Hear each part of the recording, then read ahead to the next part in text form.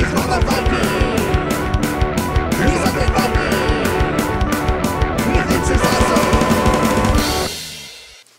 everybody, this is Undead Viking coming to you with another video review. I do apologize from the get-go. My voice does not sound normal due to the fact that I've had a really killer cold for the last few days. And that is the lame butt excuse why I've been meaning to do this review for a while, and I filmed part of it, and then I lost my voice, and then, well, then I just kind of, these things I kind of fly by the seat of my pants a little bit, and so I didn't really have a transcript of what I said, so I just said, heck with it, let's just redo the whole thing. And so here, I'm going to review Quantum now. Alright, so Quantum just recently came out. It's from FunForge Entertainment, and this is a game that I was really excited to play. It was one of those games that took its sweet, sweet time after Essen to eventually show up in the stores. Quantum, at its core, is a space combat game with some card play and with some area control and a lot of just puzzle solving, if you will. I was really excited to play it because the information I heard about it was that it's a spaceship fighting game, but you're using dice instead of spaceships. And it was almost kind of a weirdly abstract type of space battle game. And so I was excited just to check that out and just to see how they were actually going to do that and how they were actually going to represent all the units with dice. I mean, because most people, when they want to play a space battle game, they want cool looking miniatures, you know, of all the different little spaceships and what have you. And you know, I didn't want to go into any preconceived notions at all about the game or have any thoughts about what the game was going to give me as far as the gameplay. And I'll fully admit, you know, the idea of I mean, you have games like Xia, which I did a review of last year, that's coming out this year, hopefully, if it does. I mean, I'm really excited about that one. But that one has fantastic little miniatures to represent the rocket ships, and this game was just dice. And I was really pleasantly surprised with how well it worked, actually. But I'm getting a little bit ahead of myself, like I always do. And what I'm going to do is I'm going to show you how to play Quantum. It's not a very difficult game to play, which means it's going to knock off one of the major things that, if you want Undead Viking to like your game, does it have a fairly simple rule set? Yes. But does it have really deep gameplay? Yes. And once again, I'm getting a little ahead of myself once again. We'll touch on that more when I do my conclusion. But okay, let me show you how to play Quantum. And like I said, it shouldn't take too long, but I've said that many times, so it probably will take a long time because it's me. And then we'll go from there. And yeah, I'll tell you exactly what I think of the game. And hopefully, as always, somewhere along the line, during this time we spend together today, you'll figure out whether or not this is a game that you want to put on your shelf so you can play with your friends. All right, so Quantum, here we go. Hey everyone, here is the most basic map you can play with 4 players in Quantum. Just going to go over all the different things you see on the board, then I'm going to just show you some quick setup stuff for the green team here, and then we'll go from there and show you kind of the different actions that you can do on a turn. I'll show you how combat works, and show you how you basically play, and then hopefully win the game if you ever have it. Notice I've never won the game, I just know how you win the game. Anyway, in this map, you can see that there are these different quadrants, and it might be kind of tough to see, and I do apologize, but if you do a full screen video and look at this in HD, you'll be able to see the fact that there's these little spots on each of the planets where these little quantum cubes go. And your goal is that you want to build all of your quantum cubes on the board before anybody else does. Think of them as your space stations, if you will. Once you place them on a planet, you get them on a planet, you can build your spacecraft there. And the spacecraft is, of course, represented by these dice. You'll also notice that there's these numbers on them. 8, 9, there's a 10 in the middle. In order to actually build build a quantum cube on a planet, it's an action that you have to do. But you have to match the number that's on the system with dice in the 4 orbital positions that are surrounding it. Not these corner ones, but you might be able to see these little tiny squares there that might be kind of faint. So if you had, like, say, a 6 and a 4 located in that location, you'd be able to build a quantum cube in that location. If you had a 3 over here, you wouldn't be able to, because you'd have too much. You'd have to move that guy off of there in order to equal that. If you had the 3 off to the corner, like so, like that, you could still do it, because it doesn't matter where he is, because of the fact that he's not in one of these 4 orbital positions around the system. That's a very important thing you have to remember. It's pretty basic, but since the whole goal of the game is to get these cubes onto these systems, it's very important to remember that very, very fine distinction. You'll notice that I already have placed the other players' starships out. At the beginning of the game, you get to roll your 3 dice, and these are your starting 3 starships. In this case, I would have gotten 2 6s and a 5. Now, you're allowed to re-roll once. 6s obviously are like, think of 6s, you think, oh, high rolls are like good, and there's no real good or bad.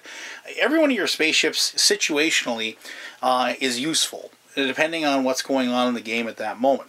6s are scouts. They're very fast, very maneuverable. And 1s are these big giant battle stations / dreadnoughts. Very slow, very powerful, but obviously can't move very fast, because the number that's located on here actually tells you what their movement of the ship is. So you're allowed to re-roll once, and I didn't want 2 6s and a 5, so I'm going to re-roll and see what I get here. A 6, 4, and 1. Okay, that's better. It's more spread out.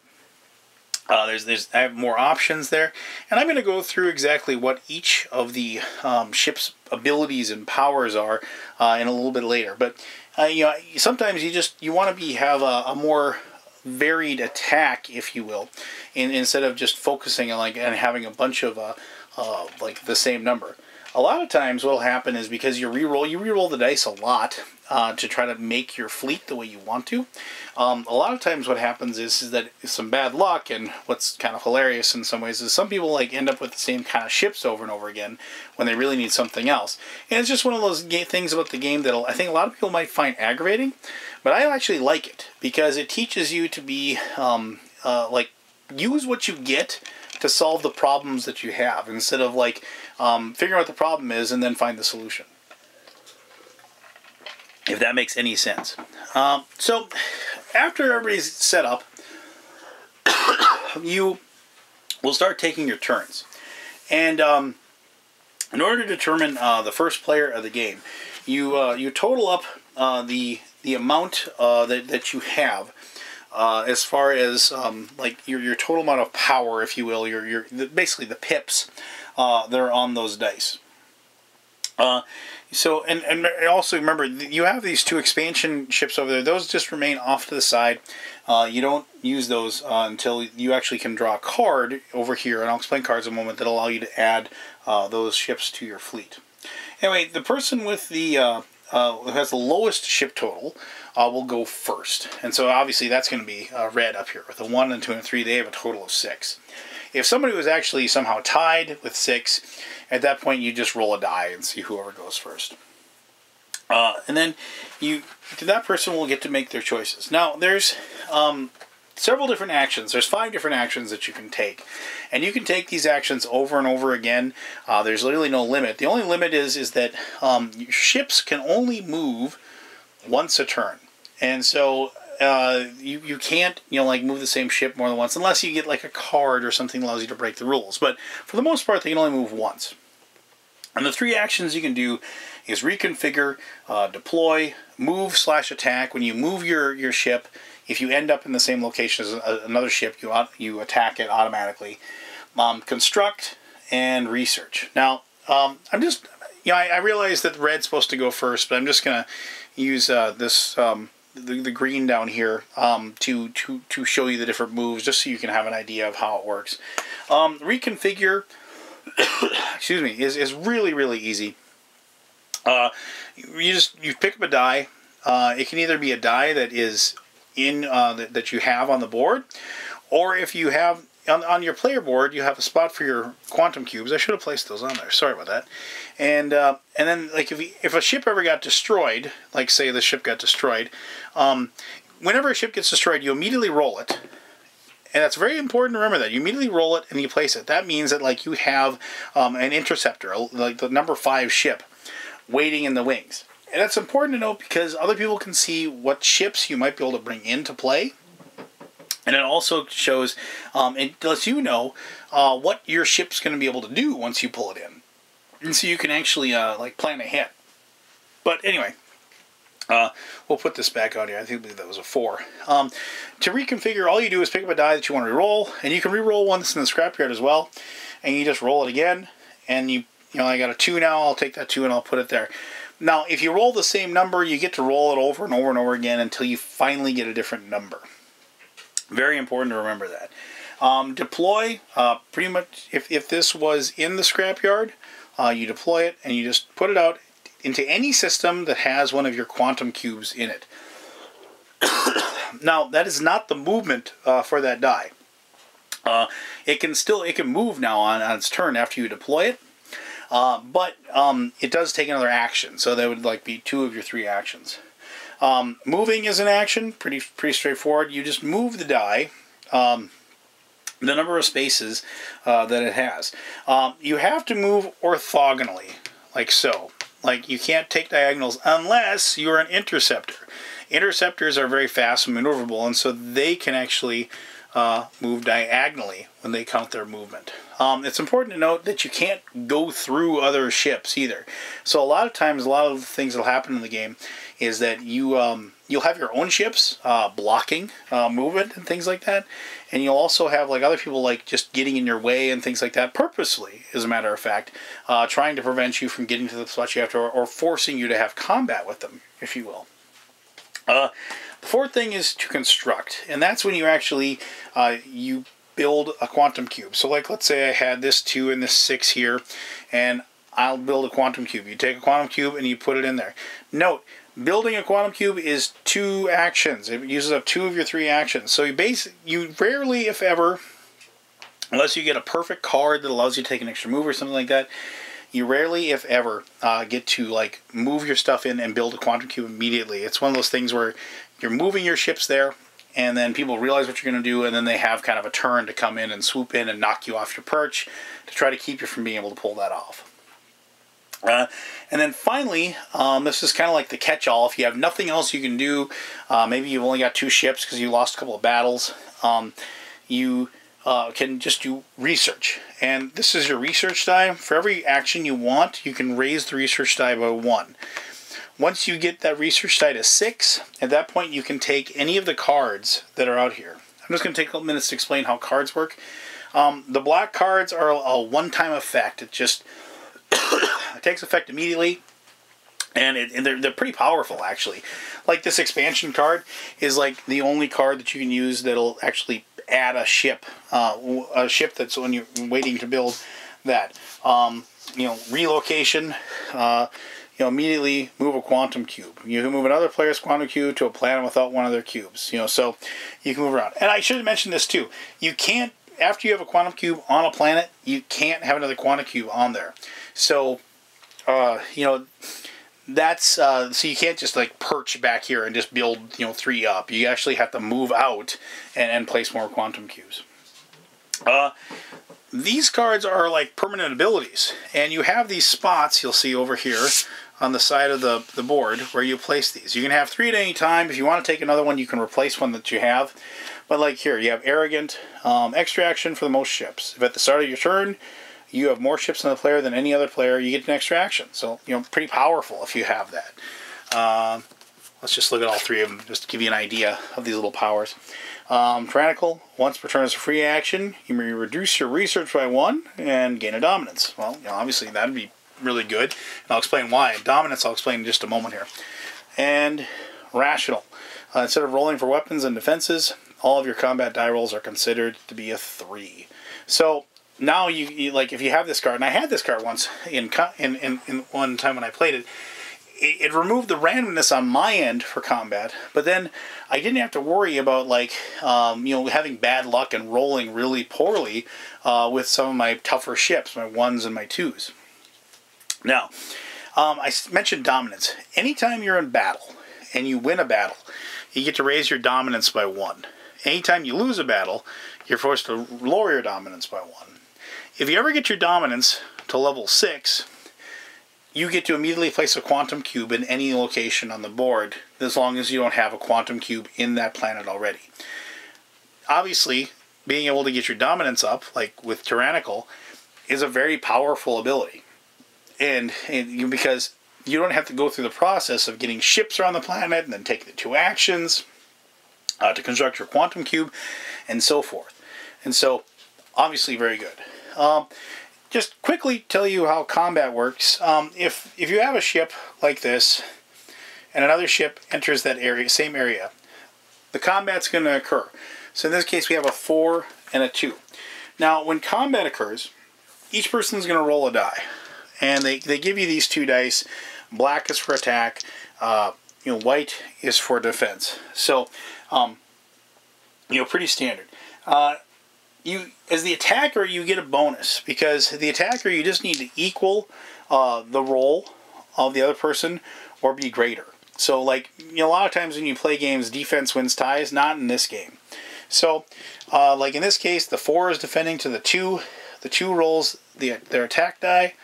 Let's see, we got a 4, so they have a 6 total, and the lower number wins. That's why, so the 2 is actually, it's kind of a little bit backwards. It's kind of tough to get used to.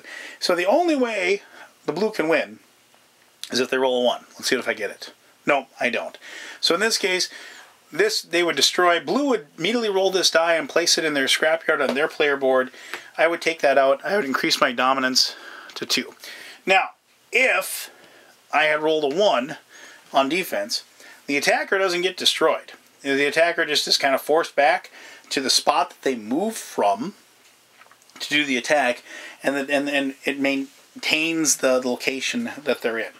Combat, like I said, is pretty brutal, but it's very quick and easy to handle. Excuse me.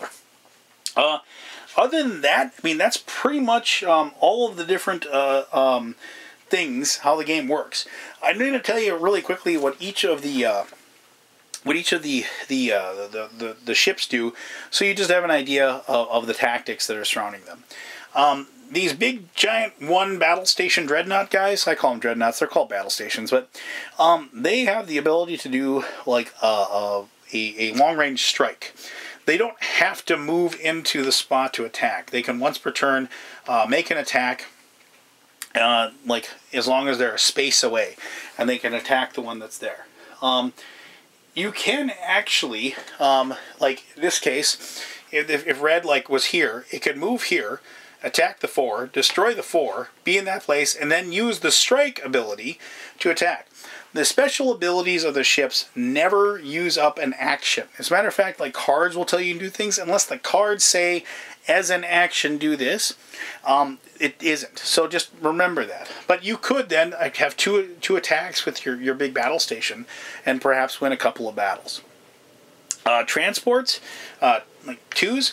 2s are able to actually transport. You can pick up 1 ship from a surrounding space and then carry it as you move, and then drop it in any space that's next to where you end up. So what you could do is, and that doesn't use up the movement, I could pick up this 4, and then I could move it 1, I'm here, so 1, 2, and now I could drop it in any location that's close to me. So perhaps if I wanted to get this 4 over into this area for whatever reason, make an attack on something, I can get it the rest of the way and drop it off. If you have a 3, let me see, just turn this over, make this guy a 3. These are considered to be your destroyers. Destroyers can warp, and what they do is they just get to swap spaces with another die that you have, any other dice that you have on the board. Now, obviously, a couple of cool things about this is that since it's a little bit more movable, you can go 1, 2, 3, and then say you've got a battle station back here, you can then swap spaces. Oops, you can swap spaces with it and get your battle station out there faster, even though normally you couldn't move very fast. But they can swap spaces like that. The frigates are 4. Frigates just have the ability to either modify themselves to becoming either a 3 or a 5, and you can make that choice. You can't. The one thing about that is that you can't use the new ability for the ship after that. So you can't get super clever and swaps. Like use a you use like if you have a 4. You can't, like, say if the 4 was here, you can't, for whatever reason, like, use a destroyer and swap it, and then, like, turn that into a 3, and then you could then maybe move that one, and then use that one to warp, like, so you can get even further. You see what I'm getting at? So, like, once you use the special ability of your ship, you can't use the second special ability. As I mentioned, the interceptors, the 5s, are just able to move faster and move diagonally. Very, very good ability, but that's pretty much it. And you can, as the scouts, they have kind of a cool ability. Scouts are fast, obviously, but they're very fragile. Obviously, they can get blown up by anything. You can, though, 1, 2, 3, 4, 5, 6, like move them really fast, and then do a free reconfigure with them and just roll a die. And so, like, boom, change it into a 3, change it into a destroyer. So it actually, is able to not just get destroyed as soon as it gets to wherever it's going. So those are the different abilities of the ships. But yeah, so there you go. I mean, I hope I didn't really go over everything as far as like the strategies and tactics of the game, but I hope you get a feel for it. As you can tell, once people start getting more of their ships out, and and like things start filling out and what have you, the game really you start running out of space. And especially with 4 players, which I really like. I really like the 4-player game just for the sheer chaos of it. But I really like the 2-player game too. I mean, the 3-player kind of like is the middle ground there. But 2 players, it's way more tactical and way more seesaw. 4 players, it's just uncontrolled chaos. And lots of table talk too, where you're telling the people, we got to take Orange down, he's getting too powerful, or whatever. A lot of stuff going on as far as that goes. I can't stress enough how powerful the cards are. Obviously, games like this, everybody's on the same rule set, the same equal footing. The cards are the things that break the rules and allow you to actually expand the power and ability. And knowing what your cards are and what they can do, and knowing what the other players can do with their cards is a very important thing you need to pay attention to throughout the game. And being able to take a card is extremely important. I should have mentioned as well, anytime that you place a quantum cube on the board, you get to take a card as well. You don't get your cards until you've done all of your actions, however. So you can't, like, get your dominance up to 6, take our super good card, play it, change your, add a ship to your fleet, and then do some more actions, things like that. You do take all of your actions, and then if you got your research up to 6, you got your dominance up to 6 and placed a cube, or just placed a cube in another way, you get to draw a card for getting your research to 6, or place for every cube you played on that turn there. And that's how many cards that you get to draw from. And obviously, once you draw a card, you replace them from the decks. There's always 3 cards of each deck showing at all times. But, there you go. Like I said, I mean, like I said, I think 2 players, the game really shines as far as, like, kind of like that me against the person across the table battle. And 4 players, if you just want to have, like, an all-out slugfest, that's where the game is really, really awesome, too. I also should mention, you can't eliminate a player. If they're down, you can't ever destroy a quantum cube. They're on, once they're placed, they're there to stay. So you can't knock somebody out of the game, excuse me. If you're worried about the like competitive nature, and you're worried about being able to hurt somebody's feelings, so to speak, you aren't able to do that. And I've had players who get like 3 of their 4 ships knocked off the board, and they've come back to win the game just because everybody just kind of left them alone, and they kind of were able to do their own thing, and they rebuilt and went for it and got the right cards, and and it was, they did really well for themselves. So, well, there you go. Obviously, I like the game a lot. That's probably the reason why I'm doing a review and my voice sounds like this, because I just enjoy the heck out of this one. So let me tell you exactly what I think. See, it doesn't have quite the same effect. Now, I've said this, I did this during my unboxing video, and like I said, that was a while ago. I had totally planned on doing the review of it just a few days after that, and it just, whatever, time gets away. But these are really weird feeling dice, and I've had other dice like this before. They have like this, if they're out in kind of like a humid temperature, they get kind of a almost squishy feel to them. I mean, they're solid. I can't like chew on them. They're not gummies or anything like that. But I'll be darned if like I don't feel like I'm holding on to some weird candy. And I'm not the only person to have said this. And almost everybody I know that I've played this game with has said the exact same thing. It's like, ooh, these dice just feel kind of weird. But it's not a bad weird. It's just, they just feel kind of weird. So there you go. Okay, so what do I think about Quantum? Okay, if you watch the introduction, you know dang well that I said I was really pleasantly surprised with the game, and I am. There's a lot of things that I love about this game. I really, like I said, I really like the fact that like it always feels like you're a turn from winning. After like, well, not at the very beginning, obviously, but after you've kind of built up and you've gotten kind of a ground base, if you will, you've taken like maybe 2 or 3 systems, and you need to get like 2 cubes used up or 3 cubes used up. It always feels like you can just maybe get that one big turn together, and then you'll be able to pull it off, right?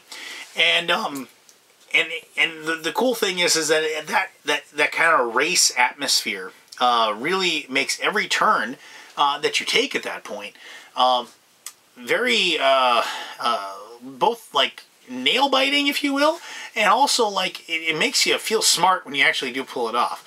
Now, I am assuming it makes you feel smart when you pull it off, because I haven't won a game of this yet. I played it like a half dozen times now or more, and I still haven't won.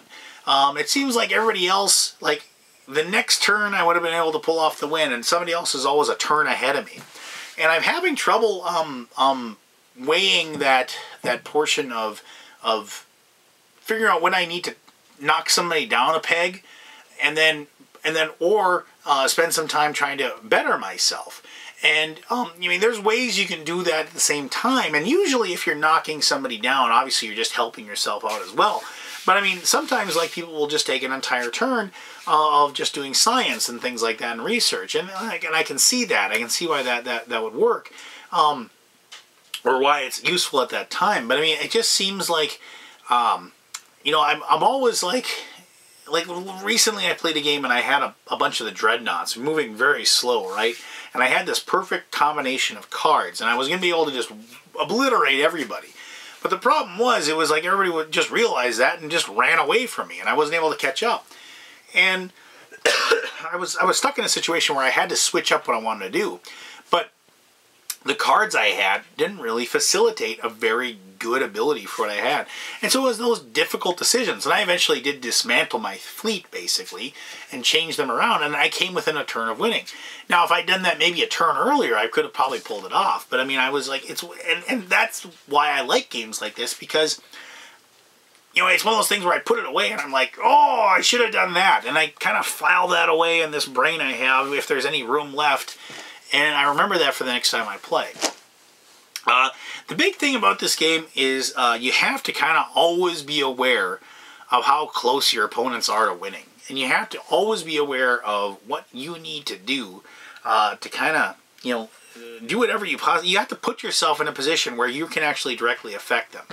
If you kind of play off and just kind of tend to your garden and kind of like just stay in your own little quadrant of space, and the game is actually excellent at making you not be able to do that, because if you want to win, you got to expand. But if you kind of want to just try to avoid people, you're letting somebody else just get away with murder at that point. And you need to go out and you need to like be directly attacking them. And that's like kind of like the other thing I really like about this game is like too many games. I've played way too many games where it just feels like like Eclipse is a great game, and I'm not even going to try to compare this game to Eclipse, because it's apples and oranges, and they scratch kind of a different itch for me. But in Eclipse, you can play an entire game and not ever fight anybody, and you can end up winning just as long as nobody messes with you. But this is a game that makes you have to fight. In a way, it's kind of like Exodus. You know, it's like Exodus rewards you for being warlike. And this game is based off of conflict. I mean, that's the whole game. And it isn't really a Space 4X game in any way, shape, or form. This is a space conflict game. And it didn't have to be space. They could have made this out of, you know, it could have been anything. It could have been pirate ships. It could have been, you know, Viking warriors. It could have been cowboys and Indians. You know, it could have been anything. And it would work just the same. You just have to come up with different names for each side of the dice, and, you know, there's your powers, and go for it, kind of thing. And it's just, so if you're worried about the space theme, like, oh, I don't like space games. Well, this isn't really a space game. Yeah, it is, but it really isn't, if you will. So, you know, it's got a really, like I said in the introduction, it's got a really simple but awesome rule set that you can teach to somebody. If they've definitely played games like this before, you can teach it to them in about maybe 10-15 minutes. It's got a lot of deep gameplay, a lot of difficult, tough decisions, and it's got a lot of randomness. I mean, the cards are random, the dice are rolling are random, so I mean, if that's something you don't like, maybe this game isn't for you, but I do like rolling dice. I do like that one chance in a million that I'll get the lucky roll that'll, like, allow me to win. I like games that give me that chance. So, I mean, as always, I always try to say, well, if you like games like this, will you like this game? I think if you like games that are directly competitive, but without, like, any kind of, you know, player removal, there's no player elimination in the game. If you like games that are directly competitive, I think you'll really enjoy this game. If you like a space theme, and you can kind of, like, you know, envelop yourself in this, because even though I've said it's kind of abstract, my friends and I, we do enjoy the space theme. We find ourselves, like, you know, like I said, when I had my dreadnoughts, it was like, we had this image of these giant spaceships with huge laser cannons just moving slowly across the universe and eradicating everything in their path. So, you know, we were able to, like, get into the theme, even though we knew it was pretty abstract. And if you like games like a space theme like that, if you like rolling dice, if you like conflict, if you like clever card play, and you don't mind a healthy dose of randomness, and I think you'll like this game. Another thing I'm just going to say before I wrap up here is the game is replayable to the nines. First of all, it works well with 2, 3, or 4 people. I played it with all 3, and it's awesome. But they have a ton of, like, different map ideas, like, you know, so you know, there's maps here, like, tells you which tiles to put, maps back here, more different maps, different things, and then it actually does have suggestions for creating your own maps here, and as far as, like, what you should do when you're going to create one.